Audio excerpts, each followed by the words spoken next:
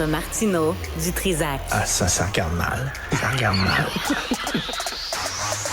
Il commente l'actualité dans le calme et la sérénité. Arrête de te plaindre, arrête de chialer. Une génération de flambous, de mollassons. Des propos sérieux et réfléchis. Tu me niaises-tu? Ben oui. Brut de bouche. La sagesse en bouteille. Richard, bonjour. Salut, écoute, quand je suis rentré, quand tu m'as vu tantôt, tu me dis, la vie est courte. Oui. Est-ce que tu es bien assis? Oui. Tu es bien assis? Ah, écoute oui. ça. Ouais. Le 1er juillet prochain, Blondé va avoir 77 ans. Blondé. Blondé. As-tu du blindé pas loin, Jean-François? T'sais, Dans ta collection personnelle, là, tu sais, de ce que tu écoutes en t'en venant en vélo pour travailler. Blondé, pour moi, Dans c'est tout le ton temps char la fille qui chante Call Me, c'est la fille qui chante The Tide is High. C'est la fille Blondé. qui évoque des images... Elle a 77 ans. Ah oui, hein? C'est... Voilà, c'est tout ce que j'ai à dire. C'est tout? OK. Bon, ben écoute, ça, c'était Blondé. On le fera jouer plus tard. Il y a une affaire, là. Je suis tombé là-dessus ce matin. Puis vraiment, là, je t'annonce que la France, c'est fini. La France, fini. La racaille a gagné. Les crottés ont gagné. Parce qu'on ne veut plus se défendre. Il y a un Écoute problème de délinquance sérieux en France. Tu sais, jeudi passé, là, et comment il s'appelle? Abdul Masih Hanoun.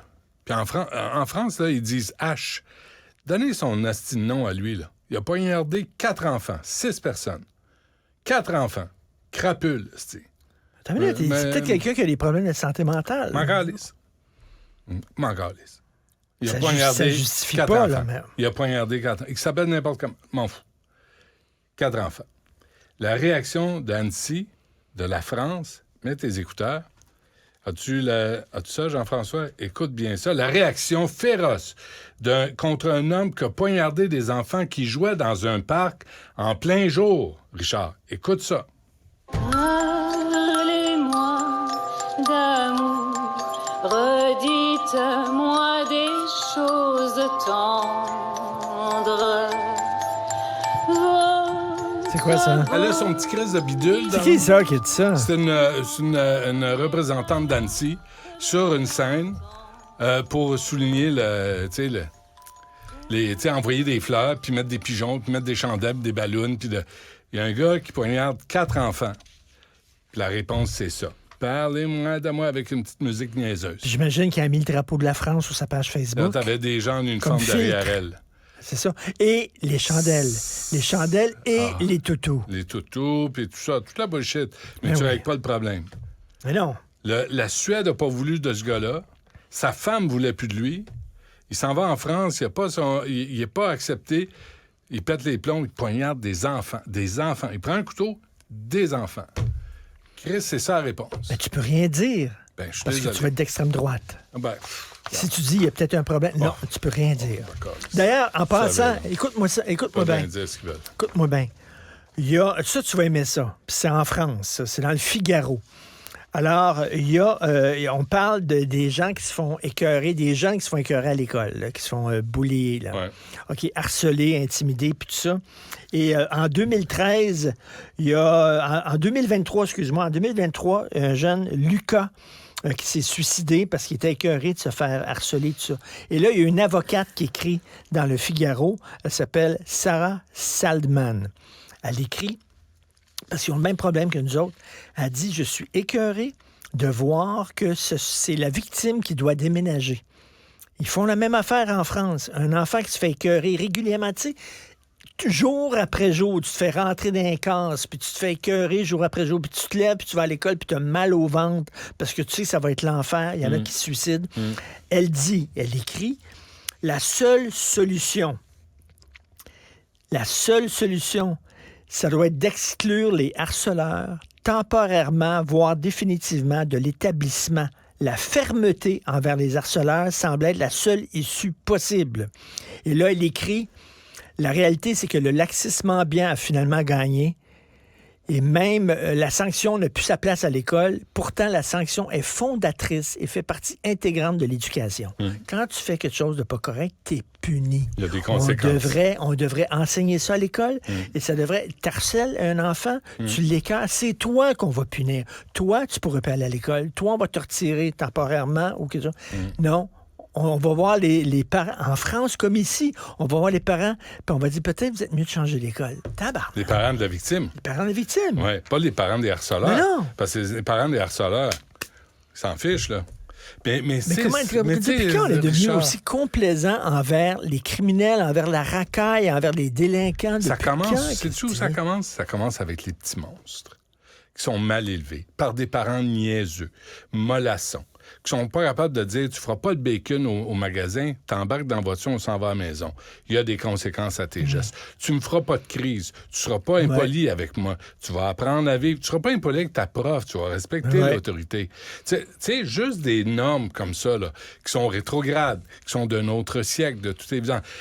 Mon ami, t'es pas désorganisé, t'es mal élevé. Alors là, dans un supermarché, le petit, il fait une crise de bacon dans l'allée, OK? Ouais.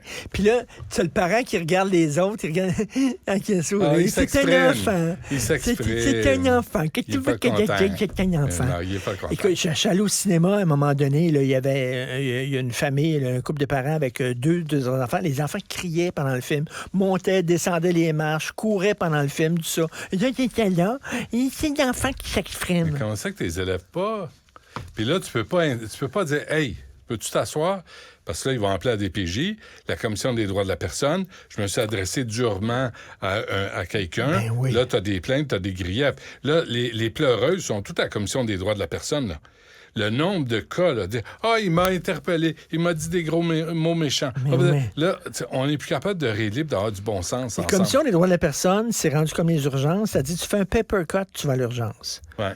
Tu tapes le doigt avec ton marteau, tu vas à l'urgence. Ben, c'est ça l'affaire, là, que quelqu'un dit, hey, mais moi, là, tu devrais faire attention. Puis tu dis, la commission des droits de la personne. C'est rendu là. Mais tu sais, de ne pas être capable de dire, là, on va tracer une ligne. Tu sais, je reviens à l'agression d'Annecy envers des enfants. Au lieu d'avoir un discours qui va dire, ça suffit. Quelles que soient tes origines, quel que soit ton nom, quelle que soit ta religion, m'en fous. Voici les règles, puis on va tous les suivre.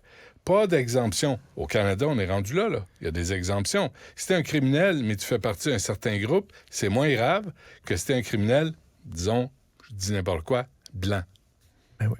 Fait que Non, ça n'a puis pas de sens, ça. Ça n'a plus de sens. Si ta religion te permet de battre quelqu'un, ah ben là, c'est la religion. Ouais. La DPJ ne débarquera pas chez toi, là. C'est la religion en même temps, tu sais. Ouais. Frappe-la quand t'es belle, là, c'est un slogan au baseball, ça. Pas dans la vie. Pas dans la vie. Pas dans la vie. Tu sais, c'est rendu qu'on accepte des affaires inacceptables. Oui. Et cette musique-là... Sous prétexte de respect, de... Mais cette musique gnagna, niaiseuse-là, face à 4 petits pits qui se font poignarder... Tu sais que cette femme-là qui jouait cette musique-là, ce qu'elle voulait, c'est ce qu'on appelle du virtue signaling, c'est-à-dire elle voulait montrer à tout le monde à quel point elle était compatissante. C'est pas elle qui a eu les coups de couteau, là. Elle était une bonne personne, puis... Regarde. Oh, je t'aboute. Puis je vais mettre un emoji avec quelqu'un qui pleure. Ouais. Non, Je vais envoyer un emoji avec quelqu'un qui pleure. Non, vraiment, je t'aboute de niaiserie. Vraiment, il est temps. Là, on finit vendredi. Là, il est temps. Il est temps. Moi, là, jour après jour, de voir des sottises de même, là, d'une société qui est plus capable de se tenir debout puis de dire, vous autres, la racaille, toi, la racaille, en dedans, puis tu sors pas, puis pas chez vous avec une sentence avec des pantoufles. Non, mais ça, c'est au Canada, c'est comme ça maintenant. Ouais. C'est une sentence chez toi. Oui. Pour pas tu perdre ton emploi. Ah, mais c'est ça. L'autre poignée de cul là, qui s'est ramassé. Parce que c'est important, c'est la réhabilitation. Ouais, c'est important. Pas la punition, il n'y en a plus de punition. Là. Non, il faut te réhabiliter, il faut te comprendre. Puis là, ça dépend de quel milieu social tu viens, à quelle communauté tu appartiens. Là, il faut tenir compte de... Est-ce que tu étais pauvre? Ben, je suis désolé, il y a des pauvres qui respectent la loi. Il y a des pauvres qui ne volent pas. Il y a des pauvres qui tuent pas. Mon père m'avait dit ça. Mon père... Être pauvre, ce n'est pas une excuse. Mon père a grandi, là, Panay, Ontario. OK? Il était 12 enfants. Puis à un moment donné, je me souviens, il m'avait dit, c'est pas parce que t'es pauvre que faut que tu sois malhonnête, faut que tu sois un criminel, faut que tu jettes tout à terre, que tu salis partout. Puis j'ai fait, sacrément, le bonhomme a raison. Tu sais, disons que t'allumes, là. Fait que, tu sais, puis j'écoutais tantôt NPR, là, la radio publique américaine. Je m'en venais, là, puis il y avait un gros dossier, plusieurs intervenants, des profs de tous les États américains qui disaient tous la même chose. Enlever les téléphones des classes. Les enfants ne sont plus attentifs, sont plus capables de suivre le cours, ils prennent pas de notes comme il faut. Enlever les téléphones des classes. Partout aux États-Unis. Au Québec, on a abordé à peine cette option-là. Non, ils veulent même pas. Là, Ils veulent pas. Bernard Drinville, il dit non, on veut rien savoir de ça. Pourquoi? Parce Pourquoi? que là, les directions d'école veulent pas qu'on mette les téléphones dans les casiers parce qu'ils veulent pas avoir des problèmes avec les assureurs. Parce que s'il y a des vols, ben ils vont être tenus de payer les assurances. Fait que là, eux autres disent non. Bernard Drinville veut pas dire non aux enfants. Puis, tu sais, là, j'entendais, il faisait jouer, évidemment, des gens aussi qui étaient contre l'interdiction des téléphones en classe. Puis, il y a une mère qui dit, bien, s'il y a une urgence, tu sais, en Floride, elle venait de la Floride. Ah oui, c'est vrai, s'il y a une fusillade dans une école, c'est vrai que chez vous, ça se passe, là, des fusillades dans les écoles. Fait que c'est vrai que les enfants ont besoin d'un téléphone quand il y a un malade mental. Parlez pas des guns. Parlez pas des armes à feu. On devrait faire ça quand on anime le show. On laisse notre téléphone ouvert. Ouais. Puis si quelqu'un nous appelle, on répond. On répond pendant que ça on sonne. répond non. Ah ouais. Non, mais c'est accepté en classe. Fait qu'on devrait le faire. Imagine les Là, profs. attends une minute. Vas-y. Ouais, OK, excuse-moi. Ouais, OK, je suis là à 3h30. OK. Je vais aller te chercher, OK? Parfait. À tantôt. Oui, qu'est-ce que tu disais? Imagine les profs, là, qui sont interrompus. Attends une minute. Attends, excuse-moi. Du lait, du jus d'orange. Il y en a du jus d'orange. Non, il n'y en a plus. OK, avec de la pulpe ou pas de pulpe? Pas de pulpe. OK, j'arrive. Oui. Qu'est-ce que tu disais? Imagine les profs qui sont interrompus sans arrêt que c'est l'enseigner. On est là, bon. capable de dire non. Non, mais s'ils sont même pas capables de prendre cette décision-là, qui est une décision, là, c'est un no-brainer. Septembre 2023, plus de téléphone en classe. Il n'y a plus de téléphone en classe. Ils sont pas capables de prendre cette décision-là. Après ça, ils vont dire, on va pouvoir lutter contre les changements climatiques. C'est un gros problème, là. Non, ça, on Ils va sont le régler. même pas capables d'interdire le téléphone d'une classe. Ouais.